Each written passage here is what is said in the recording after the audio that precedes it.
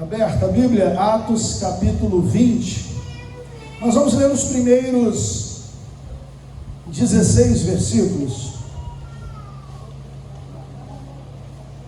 Na verdade, nós vamos ler os primeiros 12 versículos. Atos 20, do 1 ao 12. Eu estou com a versão NVI, que é a versão do seu Bem-vindo ao Culto, tá? E talvez você tenha uma outra versão. E eu vou ler então a partir do Bem-vindo ao Culto. Aqui está até o 16, nós vamos ler até o versículo 12. Passando o tumulto, Paulo mandou chamar os discípulos e os encorajou. Então se despediu e partiu para a Macedônia. Enquanto estava lá, encorajou os discípulos em todas as cidades por onde passou. Em seguida, desceu a Grécia, onde ficou por 3 meses. Quando se preparava para navegar de volta à Síria, descobriu que alguns judeus conspiravam contra a sua vida e decidiu voltar para a Macedônia. Alguns homens viajavam com eles: Sópatro, filho de Pirro, de Bereia, Aristarco e Segundo, de Tessalônica, Gaio de Derbe, Timóteo e Tico e Trófimo, da província da Ásia. Eles foram adiante e esperaram por nós em Trode. Terminada a festa dos pães sem fermento, embarcamos em um navio para Filipe, e 5 dias depois nos encontramos em Trode, onde ficamos uma semana. No primeiro dia da semana, nos reunimos com os irmãos de lá para o partir do pão. Paulo começou a falar ao povo e, como pretendia embarcar no dia seguinte, continuou até a meia-noite. A sala no andar superior, onde estavam reunidos, era iluminada por muitas lamparinas. O discurso de Paulo se estendeu por horas, e um jovem chamado Eutico, que estava sentado no parapeito da janela, ficou muito sonolento. Por fim, adormeceu profundamente. Caiu de uma altura de 3 andares e morreu. Paulo desceu, inclinou-se sobre o jovem e o abraçou. Não se desesperem, disse ele, o rapaz está vivo. Então todos subiram novamente, partiram o pão e comeram juntos. Paulo continuou a lhes falar até o amanhecer e depois partiu. Enquanto isso, o jovem foi levado para casa vivo e todos sentiram um grande alívio. Feche seus olhos, vamos orar, pedindo a iluminação do Senhor. Pai, muito obrigado, porque temos a palavra, a Bíblia está diante de nós, o verbo está diante de nós, e pedimos ao Espírito que ilumine esse texto aos nossos olhos, nossos corações e nossos ouvidos. Não somos aptos, Pai, a entender essas verdades eternas, mas temos o supremo professor, e pedimos que o Senhor faça com que esse texto se torne não só entendível, mas também plantado como semente no solo do nosso coração e venha florescer, frutificar. Esse é o nosso desejo, o nosso pedido, e nós oramos em teu nome. Amém. Como você se sente diante do fim de uma jornada? Todos nós aqui já passamos e passaremos por um fim de algo. O fim, talvez, de décadas em um emprego, e aí você ou está saindo desse emprego, por vontade própria ou não, ou está se aposentando depois de décadas trabalhando. Aquelas férias que você planeja por anos, você viaja, os dias passam extremamente acelerados e você vê que os últimos dias estão chegando. Como é que você se sente? A jornada está terminando, ou então, que é o caso de alguns irmãos aqui, moram em outros estados, como Cassiano, vai visitar a família, são 15, 20 dias, 30 dias, e num piscar de olhos, já está na hora de voltar, o coração aperta. Em algumas jornadas, em outras, a alegria, ela enche os nossos corações. Você se encontra talvez diante da saída dos filhos de casa, depois de anos de convivência no lar, ou talvez o mais simples, banal, mas ainda assim é verdade, você está diante daquela série que você gosta, foram anos assistindo as temporadas e agora está chegando nos últimos episódios. De repente você percebe que aquilo que você vive está acabando, está chegando ao fim. Diante da realidade do fim que se aproxima, cada momento, cada dia, cada amanhecer, cada episódio carrega um peso diferente. As falas, elas são mais significativas, né? As conversas são mais significativas, os encontros se tornam mais intensos, até o silêncio começa a dizer algo. Não é apenas o fim de uma história, é o encerramento de um caminho, é o encerramento de uma jornada. Pode haver alegria ou tristeza, pode haver alegria ou tristeza, quando percebemos que uma jornada está chegando ao fim. E é exatamente essa sensação que começa a tomar os nossos corações a partir do capítulo 20 de Atos, porque a jornada está chegando ao fim. Porque não só a jornada de Paulo vai chegar ao fim, mas ela chega ao fim com a sua morte, com o seu martírio. Ele não sabe disso ainda. Nós estamos caminhando com Paulo no capítulo 20. Paulo aqui começa a encerrar a sua terceira viagem missionária e já direcionar a rota para Jerusalém. Ele queria estar em Jerusalém e ele planeja, como nós veremos na próxima semana, chegar em Jerusalém para a festa de Pentecostes. Como você é um crente que lê Bíblia e você acabou de ouvir que a festa dos pães sem fermentos acabou, que festa era essa? Páscoa, obrigado Wilson, classe fundamentos, tá irmãos? Ponto para classe fundamentos. A Páscoa acabou, e da Páscoa, para o 10 agora, da Páscoa para a festa de Pentecostes, são quantos dias? 50 dias. Então Paulo agora traça uma rota para Jerusalém, ele quer chegar em Jerusalém para a festa de Pentecostes. Aqui nós estamos diante do começo do fim. Estamos nos aproximando do fim da terceira viagem missionária, que termina no capítulo 21. Aqui não estamos diante apenas de um retorno de Paulo à igreja sede, seja ela Antioquia ou, neste caso, Jerusalém. Mas nós estamos no início da despedida. Paulo já não caminha apenas como um missionário que planta igrejas, mas como um pastor que cuida, que discipula, que encoraja os irmãos, e faz isso ao longo dos anos. Seus passos agora apontam para Jerusalém, e de lá para a prisão, julgamento, Roma e morte. Ao longo desses textos, dos últimos capítulos, veremos mais do que viagens, veremos a despedida, uma despedida sendo construída. Cada cidade visitada, cada irmão encorajado, cada reunião aparentemente comum, carrega um peso eterno. E é interessante falar isso porque quem aqui pode garantir que estará no próximo domingo sentado nesses bancos? Entende? Entende como cada culto, por mais simples, ordeiro e comum, ele deve ser celebrado, cultuado, porque pode ser o nosso último culto aqui. Nós vamos, a partir de agora, nós que já sabemos o final da história, vamos olhar para Paulo em cada cidade, em cada celebração, em cada abraço, em cada despedida, tendo a certeza que é a última despedida, a ponto de pessoas ficarem muito tristes, porque o próprio Paulo diz: olha, é a última vez que nós nos veremos. Paulo está seguindo. Paulo sabe, ainda não com todos os detalhes, que o sofrimento o aguarda. Mesmo assim, ele não recua. A urgência, a intensidade, a profundidade nas suas palavras, no seu encorajamento e nas suas ações.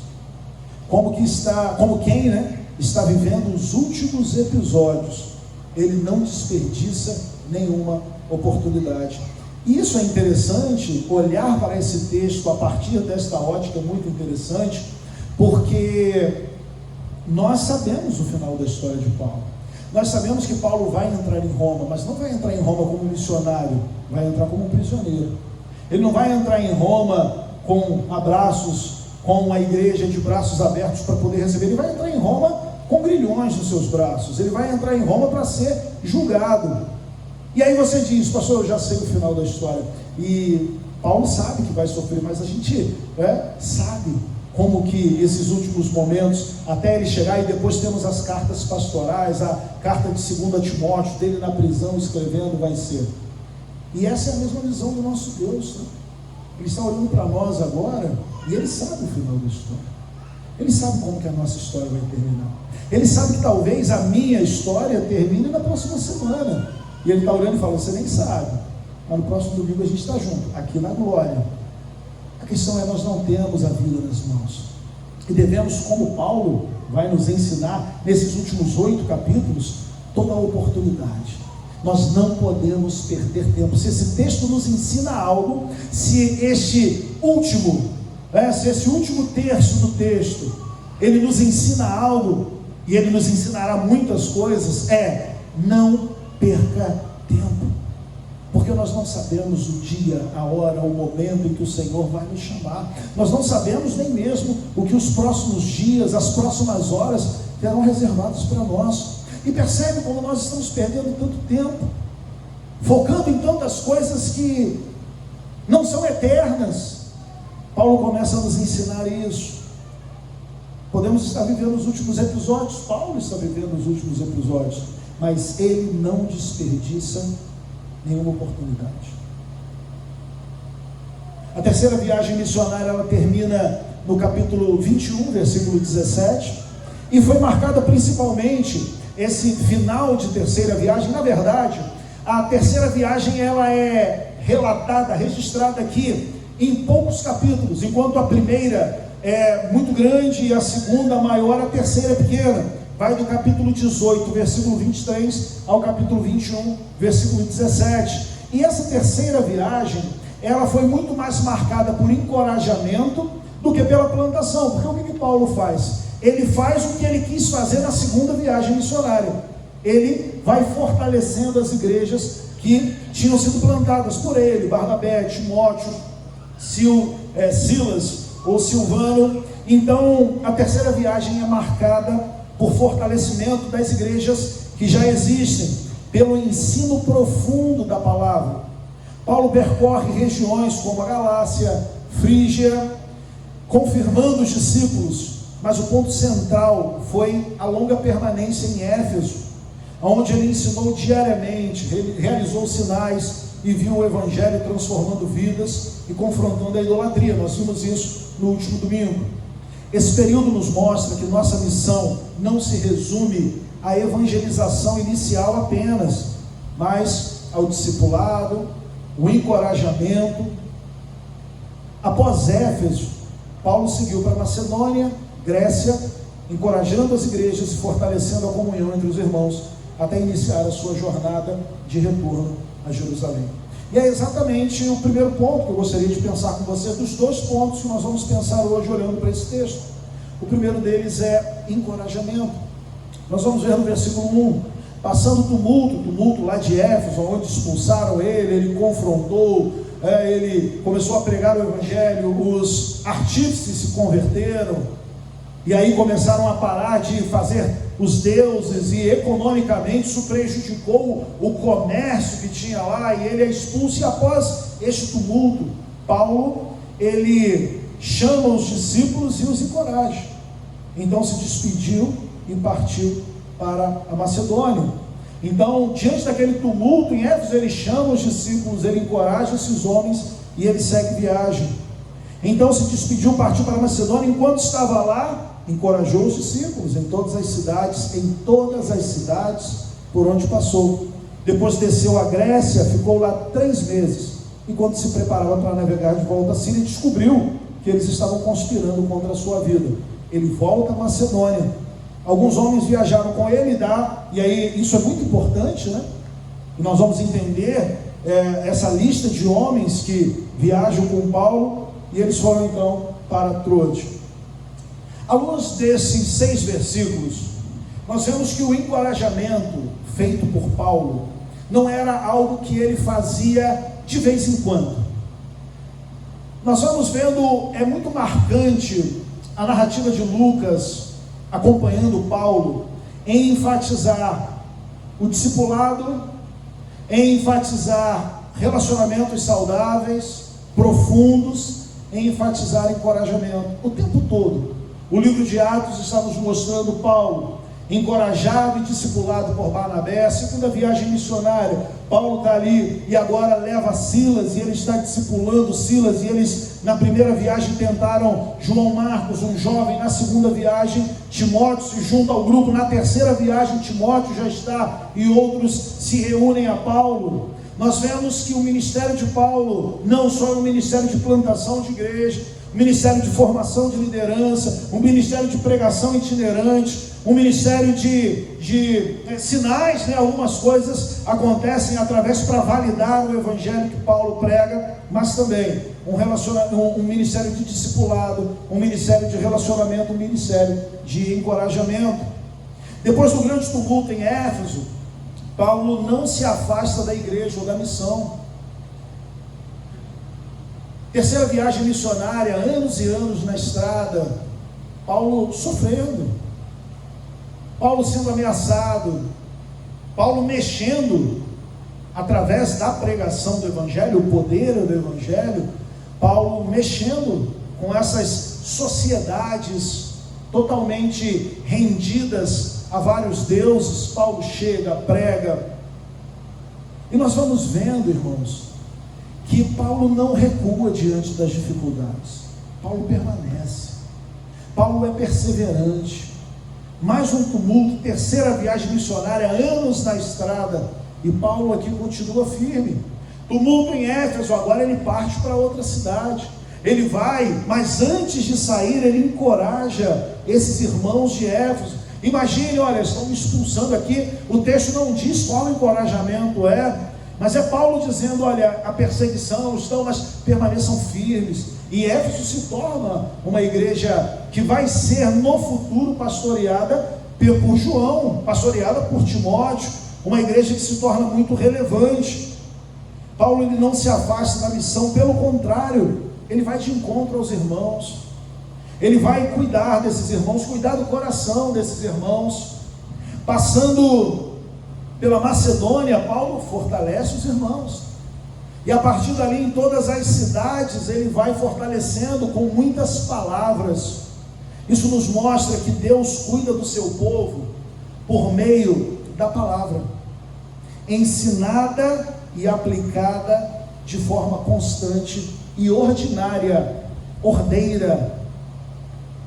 E por que isso é muito importante, irmãos? Porque no Brasil, vou falar do Brasil, que é o que eu conheço, nós somos muito influenciados por teologias que querem demonstrar o sobrenatural como aquilo que nós devemos buscar sempre. Eu não estou negando, nosso Deus é esse Deus que pode todas as coisas. Mas quando nós olhamos para Paulo e olhamos para outros, mas aqui olhando para Paulo, e o trabalho de Paulo é um trabalho em que, em primeiro lugar, a igreja é sustentada pela palavra. A igreja não é sustentada por milagres, a igreja não é sustentada por manifestações, a igreja não é sustentada por campanhas, a igreja é sustentada pela palavra, ponto. E por esta palavra sendo ensinada de forma constante e ordinária. Entende? É se sentar todos os domingos nesses bancos e ser alimentado pela palavra. É ler a palavra todos os dias. Vou ler um pouco da palavra todos os dias.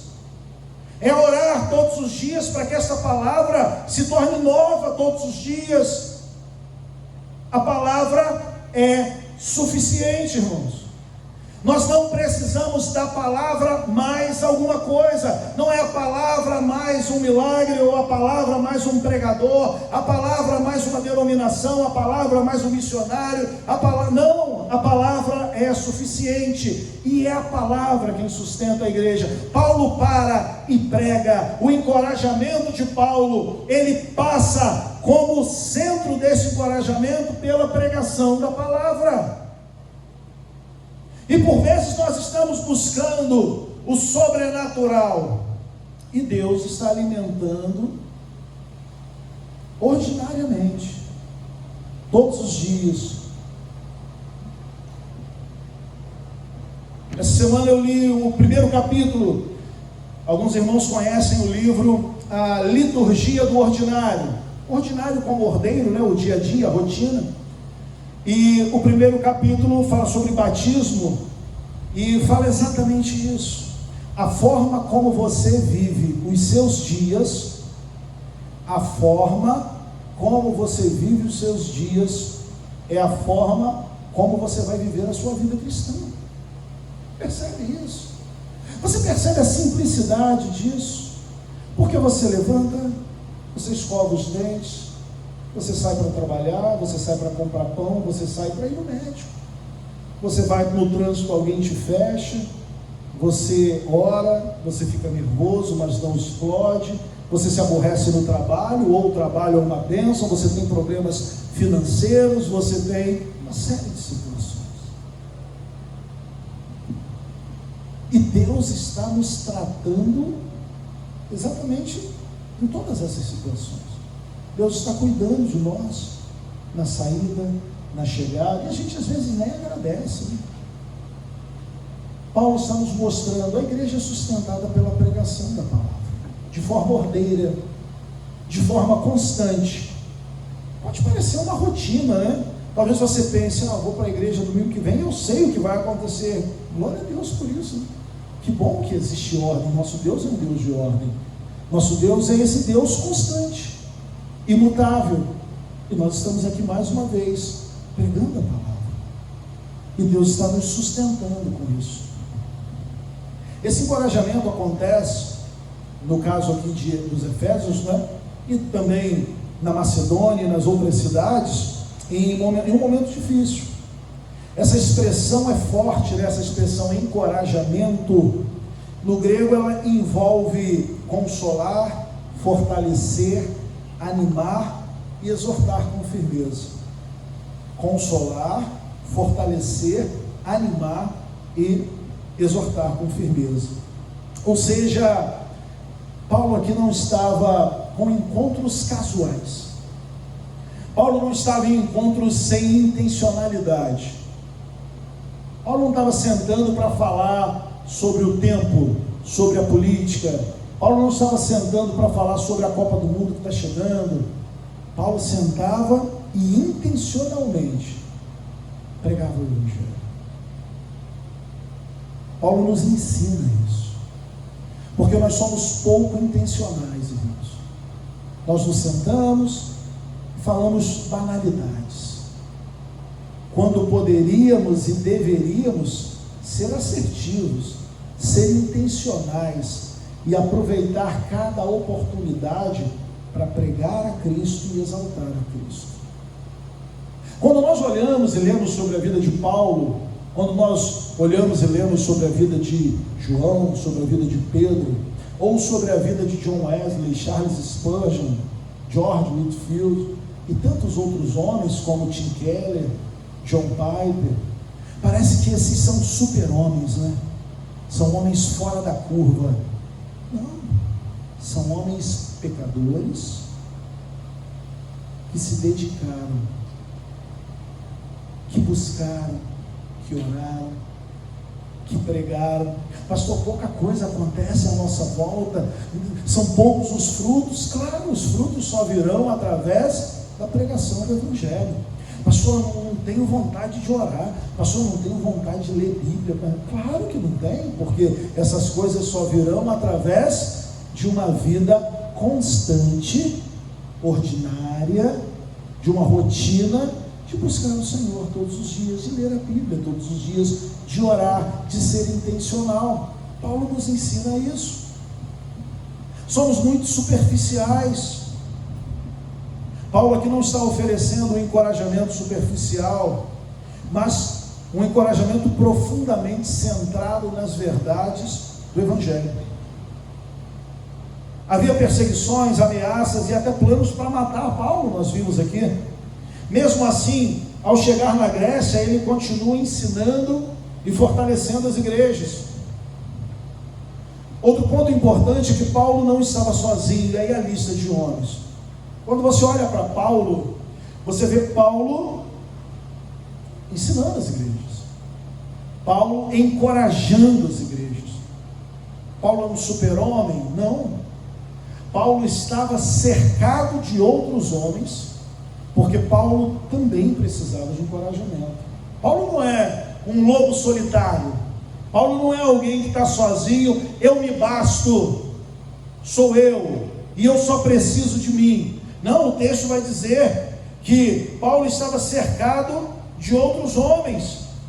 Paulo estava cercado de Sópatro, filho de Pirro, lá de Bereia. Lembra que Paulo passou em Bereia? Esse homem entrou na comitiva. Tinha Aristarco e Secundo, esses eram de Tessalônia, Gaio, de Derbe, Timóteo, que já vinha desde o início da segunda viagem missionária, Tíquio e Trófimo, da província da Ásia. Aqui nós temos alguns homens. Por quê? Por que Lucas traz essa informação para nós? Para nos mostrar que o encorajador também precisa de encorajamento. E estava cercado de outros homens que ele ensinava, que estavam aprendendo, mas que nos momentos em que Paulo precisava, encorajava. Nós vamos ver a figura de Lucas, indo até a prisão, visitando Paulo. Nós vamos ver a carta de Paulo a Timóteo, dizendo: venha, traz a capa, traz os pergaminhos, traz João Marcos, mas venha. Nós vamos ver Paulo na segunda carta dizendo: na minha primeira defesa, todo mundo me abandonou, não veio ninguém, mas Deus é comigo. Paulo também precisava de encorajamento. O texto mostra esses vários irmãos caminhando com ele, e isso nos ensina, e nós temos repetido aqui muito: a vida cristã não é vivida de uma forma isolada. Deus usa a comunhão da igreja para fortalecer a nossa fé, andar com outros irmãos, servir juntos, compartilhar a nossa caminhada, e tudo isso faz parte do cuidado de Deus para com as nossas vidas. Paulo não era um encorajador perfeito e suficiente. Este é Jesus. Jesus é um encorajador perfeito e suficiente. Paulo precisava também ser encorajado, por isso andava ao lado de amigos. Aprendemos aqui, queridos, que precisamos valorizar a palavra, e essa palavra é a fonte do verdadeiro encorajamento. Também devemos permanecer firmes, mesmo em tempos difíceis, confiando que Deus continua no controle. Além disso, é essencial viver em comunhão com outros irmãos, pois Deus usa essas relações para nos fortalecer. E diante disso entendemos que cada um de nós é chamado a encorajar uns aos outros, assim como Paulo fez, sendo um instrumento de Deus na vida das pessoas, entendendo que também somos carentes de encorajamento. Mas falando em encorajamento, me permita ainda trazer um alerta. O texto diz que Paulo encorajou com muitas palavras, e aí, como eu já disse, esse encorajamento, paracaléu, é a palavra do grego, paracaléu, para encorajamento. Como eu disse, é chamar para perto, é instruir, é animar, é admoestar. Só que encorajamento não é algo apenas nas nossas relações dentro da igreja. Somos encorajados em nossa profissão, na escola, na vida acadêmica, diante de doenças, no nosso casamento, na criação de filhos. Por isso é necessário, quando nós olhamos para encorajamento, fazer uma distinção. Porque o encorajamento humano, unicamente humano, ele tem como objetivo focar no eu. Sabe, aquele encorajamento que vai me exaltar e vai dizer: você é capaz, siga, fique firme, você vai vencer. É aquele encorajamento que vem massagear o seu ego. É um encorajamento normalmente imediato, imediatista, que quer a vitória naquele momento, que quer a resolução do problema naquele momento. Baseia-se em otimismo. Seja otimista, pense positivo. Já viu aqueles vídeos? Diga para o universo, diga essa frase para o universo: sou milionário. Fale todo dia de manhã, ao lado da cama, com o pé direito no chão e o outro esquerdo levantado, dizendo: eu vou ser rico, eu vou ser rico. E aí o universo vai. E esses encorajamentos que nós vemos fora favorece o individualismo. É você primeiro, você tem que lutar por você, é a sua vida, é você que importa e tudo mais. E se você não cuidar de você, você não vai cuidar e tal. E esse é o encorajamento humano. E o encorajamento bíblico? Ele foca em Cristo.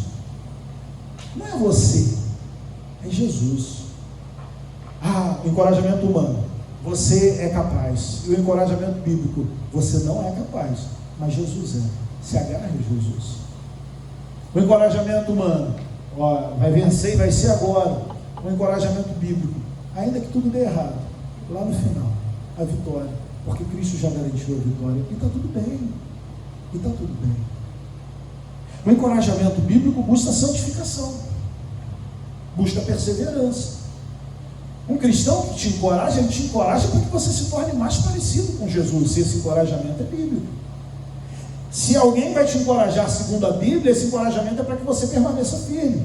As dificuldades estão vindo, estamos de repente enfrentando algum problema relacionado à nossa família, finança, doença, questões espirituais, cansaço, falta de fé, desânimo. E alguém senta do teu lado, um irmão, um amigo, e ele te encoraja a quê? A perseverar. Marcar para orar contigo, vamos ler a Bíblia junto, vamos estudar junto, vem para a igreja, senta do meu lado, vou passar na tua casa, vou te pegar e a gente vai vir cultuar junto. O encorajamento bíblico baseia-se nas promessas da palavra de Deus. Então, o encorajamento bíblico nunca te promete aquilo que Deus não prometeu. Para de sofrer. Não, vai ter sofrimento, irmãos. Vai ter sofrimento. Lágrimas. Enquanto nós estivermos nessa jornada, nós vamos chorar. Nós chegaremos diante do Senhor com cicatrizes. Mas sabe qual a promessa? O encorajamento bíblico maravilhoso. Sabe qual a promessa? Nós podemos chorar muito nessa terra. Mas Apocalipse lá no final diz: e ele, capítulo 21, e ele enxugará dos olhos toda a lágrima. Isso é sua. Esse é o encorajamento. É um encorajamento que mostra que Deus está cuidando de nós aqui, mas nesse mundo de dores, o sofrimento pode nos alcançar.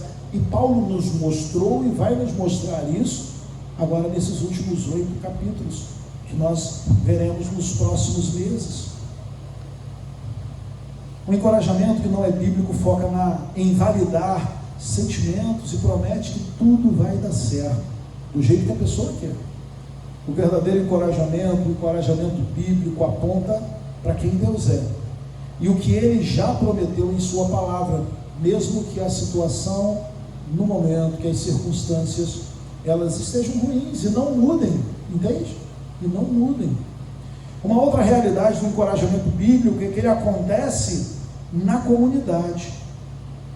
É aqui que o encorajamento acontece. É no meio da comunidade que o encorajamento, e ele acontece através, nós já vimos, da pregação e da prestação de contas. E aí, como é que está?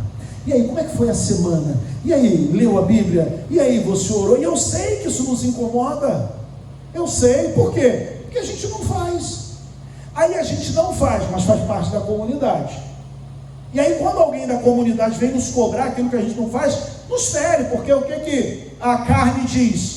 Marcela, por exemplo, me cobrando, né? E aí, pastor, leu a Bíblia essa semana? E eu não li. E aí eu não vou mentir, né? Falando que eu li. Mas eu também não quero dizer que eu não li. E aí eu começo a correr de Marcela, porque eu sei que ela vai vir e vai me perguntar se eu li a Bíblia.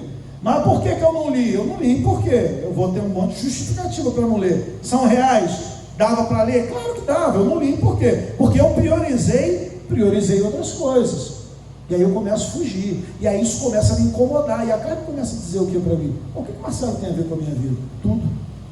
Tudo, porque ela é minha irmã, porque ela está preocupada comigo, porque ela quer saber como é que está a tua vida espiritual, como é que está a tua alma, como está o teu espírito, e ela sabe que somente a palavra alimenta, e ela quer saber o que está se alimentando, daquilo que realmente vai te sustentar. Temos procurado fazer isso no final do EBD, e eu sei que as pessoas se incomodam. Por quê? Porque não lê, porque não faz o básico, irmão. Orar e ler a Bíblia. Porque temos uma rotina extremamente pesada, difícil. Paulo não, Paulo era mole. Paulo tinha uma vida tranquila, mas nós não. Nós temos uma vida muito pesada. Impossível, pastor, de ler a Bíblia todo dia e de orar. Mas Paulo, Pedro, Jesus, deitado numa rede. Então, mas nós não, nós temos uma vida terrível.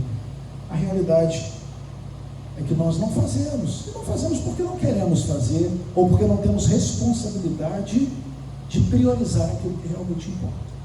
Eu sei que isso tudo é difícil de ouvir, porque eu sofro isso, porque eu também tenho dificuldade de priorizar, e às vezes priorizo errado. Mas essa é a nossa realidade.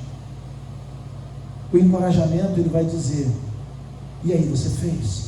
Porque o encorajamento é a pregação e a prestação de contas. Note que Paulo não estava sozinho. O texto lista, os vários companheiros. Desconfie de mensageiros que isolam o indivíduo.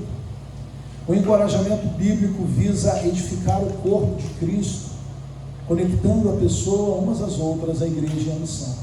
Entende? O encorajamento serve para isso, tá? Para edificar o corpo de Cristo. O encorajamento bíblico nos dá fôlego para correr a carreira que nos foi proposta, reconhecendo que através de muitas tribulações importa que entremos no reino de Deus. O segundo ponto, então, nós vimos o primeiro, o encorajamento, todas essas implicações, mas o segundo é a necessidade de estarmos alertas. E aí nós vemos aquele episódio com Eutico. Paulo chega e ele começa a pregar, só que Paulo tem que viajar. Então qual o pensamento do pastor Paulo? Eu vou pregar até amanhã. O culto vai começar agora, 7 horas, e a gente vai até 7 horas da manhã de amanhã. E Paulo começa a pregar e vai embora. Davi senta na janela. Está quente, Davi sentou ali na janela e o pastor está pregando.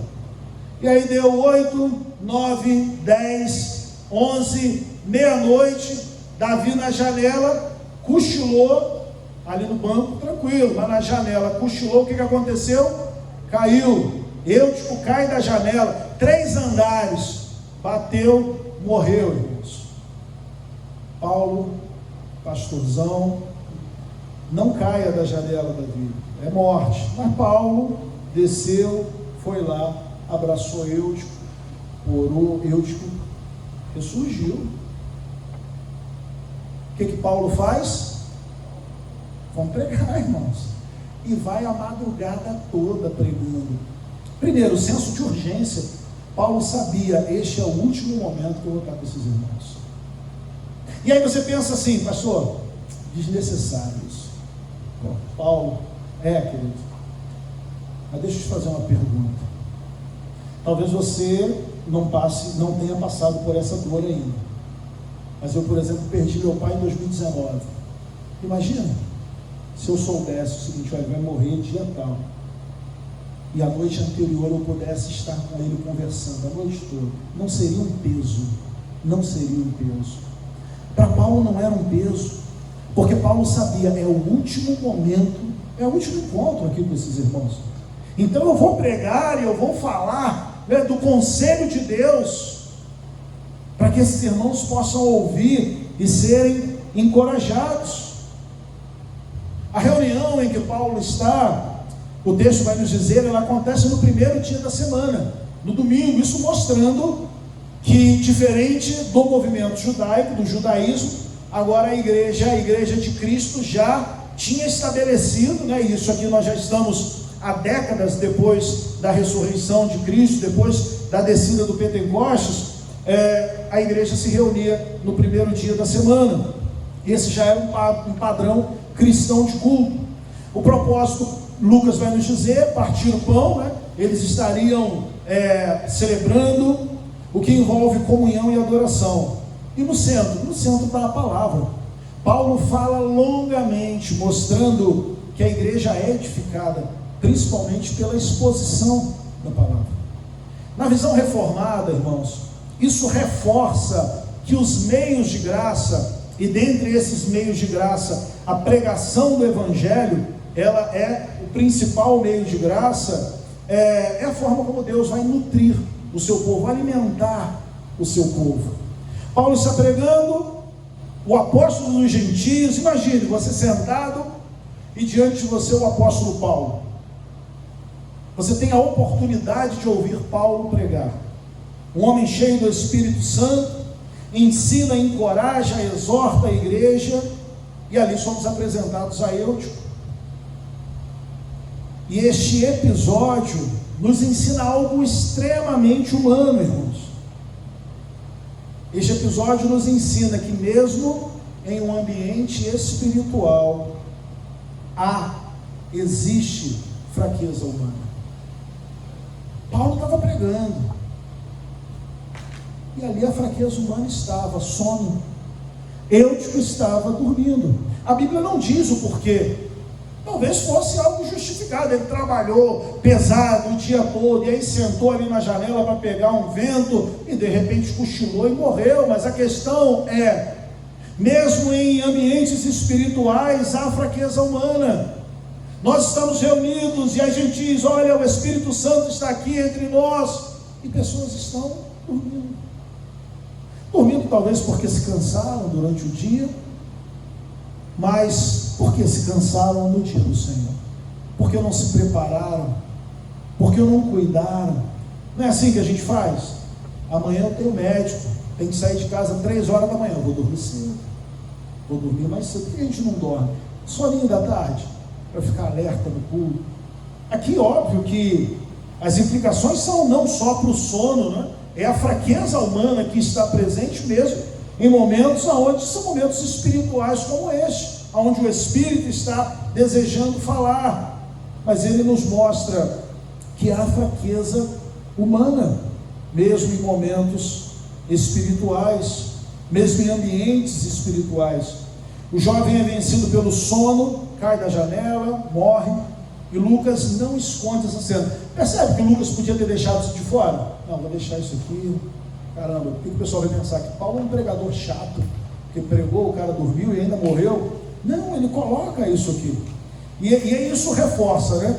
Que a Bíblia ela não esconde as fraquezas humanas, ela mostra que os seres humanos são fracos, mas ele também coloca isso aqui, ele não esconde, pois mostra que a igreja não é composta de pessoas perfeitas, nem de pessoas que são sempre fortes.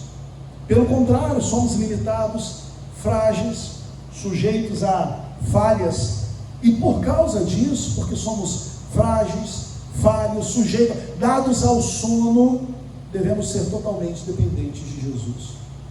Este detalhe também nos alerta para a necessidade de vigilância espiritual.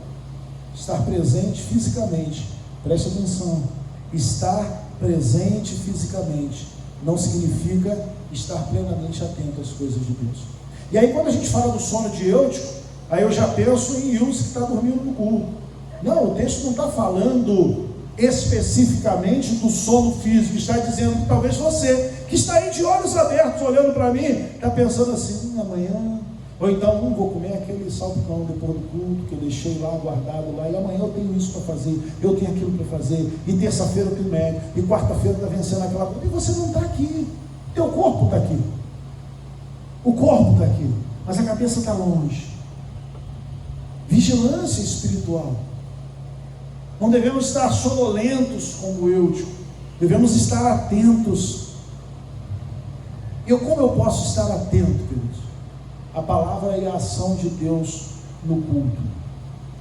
Como que podemos, estar atentos, focados? Exatamente, nos preparando para este momento. Spurgeon, uma passagem da vida e ministério do pastor Charles Spurgeon, diz que uma mulher saiu do culto em um domingo, cumprimentou Spurgeon na porta, disse assim: pastor, o senhor é um bom pregador, mas hoje foi muito bom, a pregação foi muito boa. E Spurgeon falou para ela assim: a pregação foi muito boa, irmã, talvez porque durante a semana a senhora leu a Bíblia, orou, e o seu coração foi arado pela palavra antes de você chegar aqui, e o solo estava próprio para que a semente fosse plantada. Como é que eu me preparo para o domingo? É tomando banho às 6h30 ou 6 horas para poder cumprir o horário? Não, irmãos, é acordando na segunda-feira e me alimentando da palavra de Deus, é permitindo que a Bíblia e não a Netflix, que a Bíblia e não o Instagram, que a Bíblia e não o Facebook, que a Bíblia e não o YouTube influencie a minha vida, are, porque essas outras, elas tornam o nosso coração mais endurecidos, mas a Bíblia não, ela ara, ela afofa a terra, ela prepara a terra para que a semente do Evangelho seja plantada. É assim que eu me preparo. Lucas quer mostrar que o mesmo Deus que chama o seu povo, já olhando para a ressurreição de Eutico, né, é aquele que sustenta e restaura o seu povo. Qual a reação da igreja então? Eles ficam consolados, encorajados, óbvio, né? Afinal de contas o rapaz morreu e voltou à vida, revela o propósito do acontecimento, né? Trazer encorajamento. Percebe?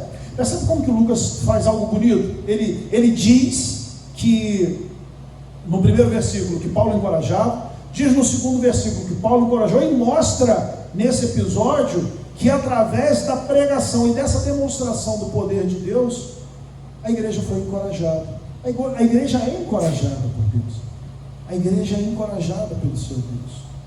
Lucas nos ensina que a vida da igreja deve girar em torno da palavra e da comunhão. Acontece em meio à fragilidade humana e é sustentada pela graça poderosa de Deus. E eu concluo. A conclusão do texto de hoje nos conduz a Cristo, sempre a Cristo. Sempre a Cristo. Todos os textos da Bíblia são um caminho que nos leva até o Senhor Jesus. Nessa conclusão, então, nós vemos que Cristo é o centro de tudo, o que vemos no ministério de Paulo. O encorajamento aos irmãos, a centralidade da palavra, a comunhão e o partir do pão, e até mesmo a restauração da vida de Eutico, apontam para a obra de Cristo. É Ele, Cristo, quem edifica a sua igreja. É Cristo quem sustenta o seu povo em meio às lutas, às provações, às dificuldades. É Cristo que, por sua graça, traz vida aonde há fraqueza e aonde há morte. Paulo é apenas um instrumento da ação de Cristo. O verdadeiro pastor que nunca abandona o seu rebanho é Jesus. Assim, esse texto nos lembra que a igreja vive, a igreja cresce, a igreja persevera, não por causa de homens, mas por causa do Senhor vivo que age em meio dela, e esse Senhor é Jesus. Além disso, vemos aqui um reflexo do próprio Evangelho. Assim como Eutico foi levantado, Cristo é aquele que venceu a morte definitivamente e garante vida ao seu povo. A comunhão da igreja ao redor da palavra e o partir do pão encontra seu significado mais profundo em Jesus, pois é Cristo quem se revela nas Escrituras e quem se dá ao seu povo. Portanto, Atos 20 não é apenas sobre encorajamento e milagre, mas sobre a presença viva de Cristo sustentando sua igreja em todos os momentos. E esse texto nos prepara para o que vem a seguir. A partir dos próximos versículos, Paulo segue sua jornada com urgência rumo a Jerusalém. Paulo está consciente de que os desafios serão ainda maiores. O tom agora muda. A partir da nossa próxima pregação, o tom vai mudar. Do encorajamento e consolo para a despedida e preparação para o sofrimento. O próximo texto nos convida a ver não apenas o ministério frutífero, mas o servo disposto a sofrer por Jesus, refletindo mais uma vez o caminho do nosso Senhor. Vamos orar? Senhor Deus, Pai amado, queremos te pedir, Pai, que abençoe nossas vidas nesta noite, que a graça e a misericórdia do Senhor esteja sobre nós. Obrigado por sua palavra e prepara nossos corações para a mesa que iremos participar neste momento. Que as bênçãos do Senhor possam estar sobre nossas vidas, sobre nossa igreja, sobre nossas famílias. Abençoa-nos, Pai. Em teu nome nós oramos. Amém.